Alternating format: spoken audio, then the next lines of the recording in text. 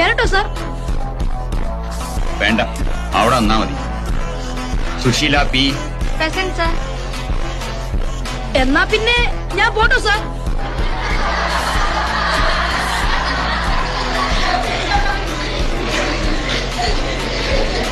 Silence. താൻ പോയി ആ മൂലക്കില്ല. Sasikumar G present sir.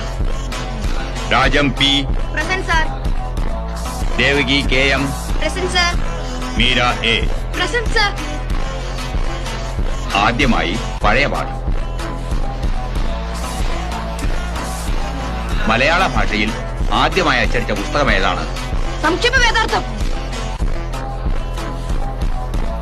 എവിടെയാണ് ഈ പുസ്തകം അച്ചടിച്ചത്? ഇറ്റലിയിൽ. പുസ്തകം എഴുതി അച്ചടിപ്പിച്ചത് ഫാദർ ക്ലെമന്റ് ആണ് സാർ.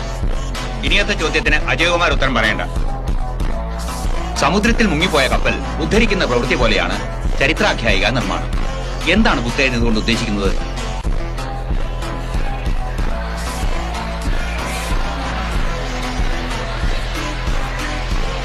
മുരളീധരൻ.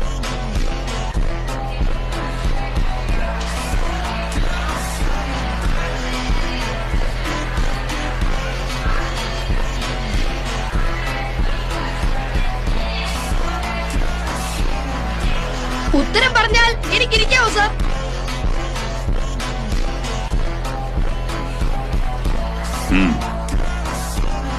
പുത്തേഴത്ത് രാമൻ മേനോൻ സമുദ്രമായി സങ്കല്പിച്ചിരിക്കുന്നത് നമ്മുടെ മറവിയാണ്. കപ്പൽ ഏതെങ്കിലും പ്രധാനപ്പെട്ട ചരിത്ര സംഭവമായിരിക്കും. ഒരു നല്ല ചരിത്ര നോവൽ എഴുത്തുകാരൻ പണ്ടെങ്ങോ നടന്ന ചില സംഭവങ്ങളെ ജനങ്ങളുടെ വിസ്മൃതിയാകുന്ന സമുദ്രാന്തർഭാഗത്തു നിന്ന് മനോധർമ്മമാകുന്ന യന്ത്രം കൊണ്ട് ഉയർത്തിയെടുത്ത് രസകരമായ രീതിയിൽ അവതരിപ്പിക്കുന്നു.